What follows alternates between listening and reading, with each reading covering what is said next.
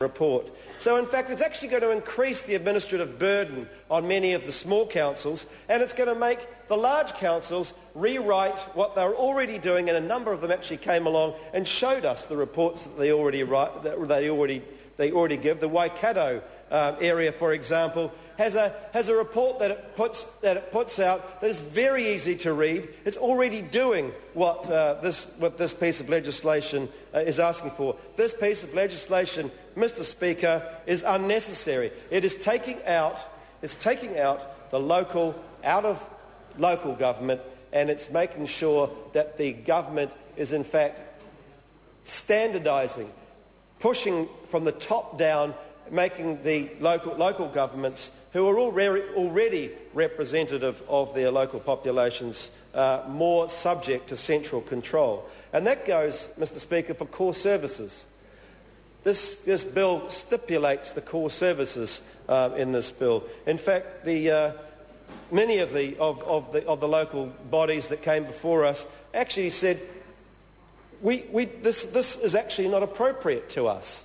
We do a lot of other different things. We actually want to be a lot more flexible to our ratepayers. This bill actually makes them more straitjacketed than they would have been before. Another piece of the thing that this bill does, Mr. Speaker, it says that it wants to increase transparency. It says it wants to simplify many of the consultative procedures. That's really code for removing some of the safeguards that are already in place in the Local Government Act as it stands at the moment. There is some need to do some streamlining. A number of the people came to us actually said that. But it removes the obligation to consult on key projects, and these include the possible privatisation of water, the move of some of these core services, for example, transport, into an agency which would change their whole accountability back to the council. That can happen, Mr. Speaker. And in the part that I think is most odious about this piece of legislation, the privatisation of water, or the privatisation in inverted commas, because it basically pushes out the contracts from 15 years to 35 years, I mean, half a lifetime of anybody in New Zealand, on the basis of no evidence that it's actually going to make water quality, water availability, water pricing any cheaper. No evidence at all. And we've heard copious amounts of evidence today in this House from my colleague Brendan Burns and from Sue Kedgley to show that this particular part of the legislation on water privatisation has been shambolic around the world. Shambolic. It has cost more, poorer quality, led to disease and public health risks, and less availability, Mr. Speaker, for those people who need water. So what does that add up to?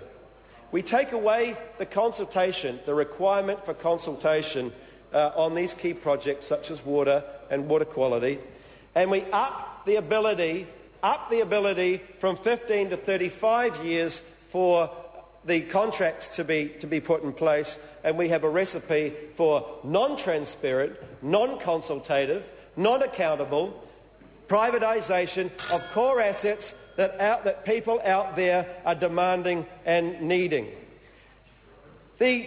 One of the key aspects of this legislation, as purported by the government, or certainly by the ACT Party and by Rodney Hyde, the Minister, is that somehow this will save costs.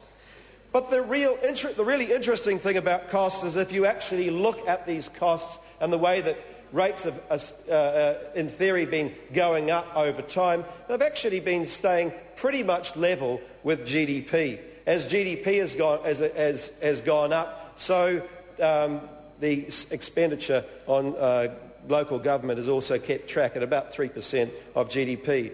So it's not actually true that that these prices have been going up. But the minister has making the case wrongly that somehow these cost rises are a function of all the non-core, as he calls it, all the non-core services in this bill. Well, the fact is, Mr. Speaker, that the biggest amount of money spent in any council, any local body, is actually on the core services. 97% of all the money spent by local government is on core services, which is in this bill. And yet this piece of legislation is actually designed, or aims to do, is to remove the cost increases on non-core services. It is a lack of analysis. It's lack of a plan. It's a piece of unnecessary legislation, Mr. Speaker. It's a piece of ideological legislation, Mr. Speaker, which has been brought into this House to further the ideological pathway of this ACT party inside the national government. It's a complete travesty of a bill, Mr. Speaker. I regret to advise the member that